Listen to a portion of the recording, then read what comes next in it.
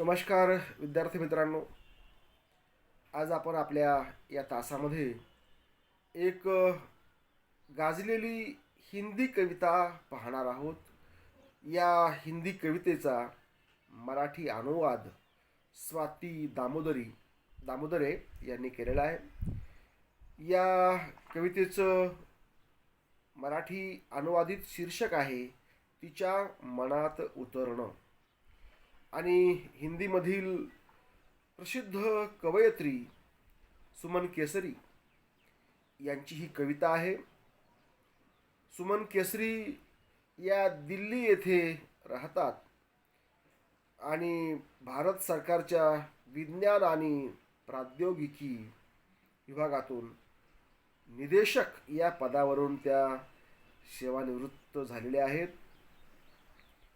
याज्ञवल्क्य से बहस, मोनालिसा की आंखें आणि पिरामिडों की तहों में हे त्यांचे हिंदीमधले गाजलेले काव्यसंग्रह आहेत.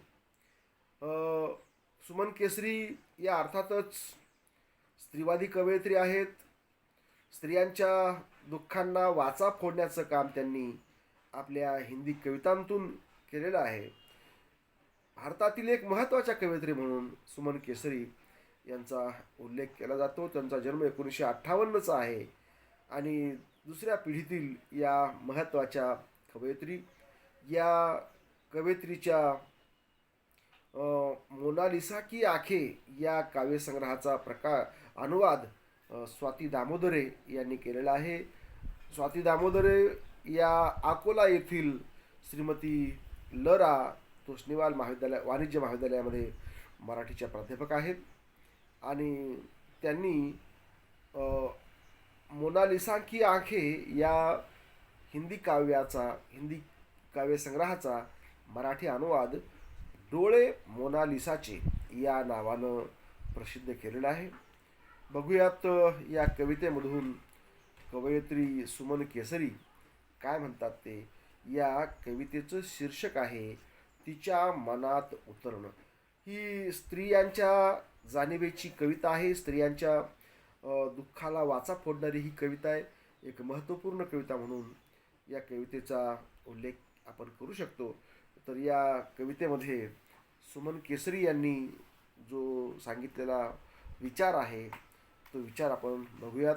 मराठीमध्ये ही कविता स्वाती दामोदरे यांनी अनुवादित केलेली आहे. डोळे मोनालिसाचे या संग्रहातली कविता बघूयात. तिच्या मनात उतरणं. तिच्या मनात उतरणं विहिरीत उतरण्यासारखं होतं. तिच्या मनात उतरणं विहिरीत उतरण्यासारखं होतं. ओलसर, दमट, अंधाऱ्या आणि भुयारासारखं. तिनं अंगावरचे कपडे उतरवले. आणि सळ्यांच्या डागण्या दाखवल्या. तिने अंगावरचे कपडे उतरवले आणि सळ्यांच्या डागण्या दाखवल्या. जसे निर्विकारपणे बोलता बोलता एखाद्या अनोळखी चित्रकाराची चित्र दाखवावीत कुणाला तरी. जसे निर्विकारपणे बोलता बोलता एखाद्या अनोळखी चित्रकाराची चित्र दाखवावीत कुणीतरी. एके दिवशी मीठ विसरले वर्णात तर त्या दिवसाच्या या खुणा. आणि एकदा आईची आठवण झाली म्हणून गेले माहेरी न सांगताच तर त्या दिवसाच्या या खुणा. अशा अनेक खुणा होत्या शरीराच्या या नात्या भागावर. अशा अनेक खुणा होत्या शरीराच्या या नात्या भागावर. सगळ्या डागण्या दाखवून तिनं स्मित केलं. सगळ्या डागण्या दाखवून तिनं स्मित केलं.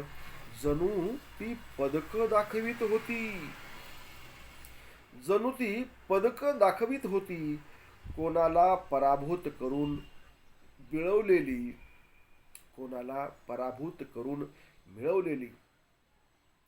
मला गप्प पाहून तिने अगदी हळूवार विचारले, तुला ठाऊक आहे का, तुला ठाऊक आहे का, या आगतिकांचा विजय कोण ठरवतो?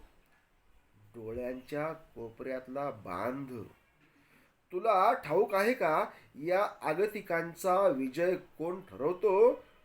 डोळ्यांच्या कोपऱ्यातला बांध.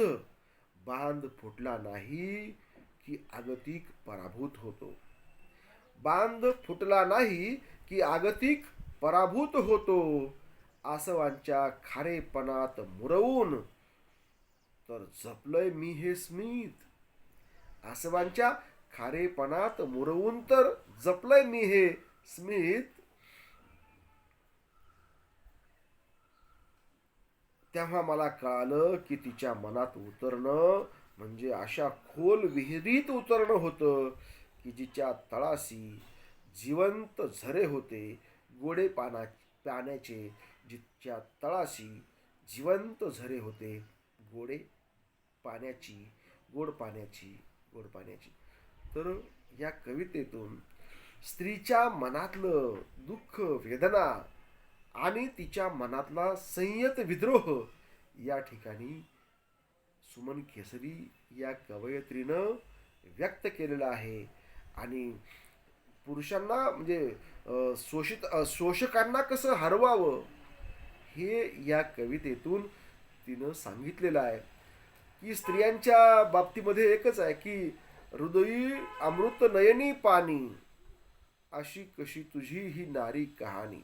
बरं का, म्हणजे स्त्रियांची कहाणी काय तर तिच्या हृदयी अमृत आहे म्हणे आणि डोळ्यामध्ये पाणी, म्हणजे तिनं सारखं रडत राहावं असं तिथल्या व्यवस्थेला मान्य आहे.